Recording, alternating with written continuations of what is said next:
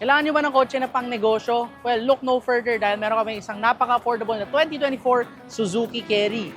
Ikakalaga lang to ng 580,000 pesos at 9,000 kilometers pa lang ang tinatakbo. At dahil ganito nga ang shape na to, parang L300 lang, papakita naman sa inyo yung likod and see how much goods and people it can carry.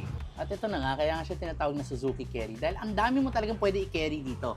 Dito yung mga bench seats mo, siguro around 4 kada isang bench seats, or pag gusto mo mas maluwag, tigdadalawa, may 4 na bench seats dito. Siyempre, pwede pa kayo magsiksikan, so napakadami talaga. Kung hindi naman mga pasahero ang kailangan nyo dito at kailangan nyo lagyan ng mga gamit, pwede rin talaga super family and business. The Suzuki Carry is a good car for carrying things and people. Once again, 580,000 pesos lang to at 9,000 kilometers pa lang tinatakbo. Bagong-bago pa talaga, 2024 year model. At dahil Automart certified vehicle siya, meron ka pang 5-day money back guarantee.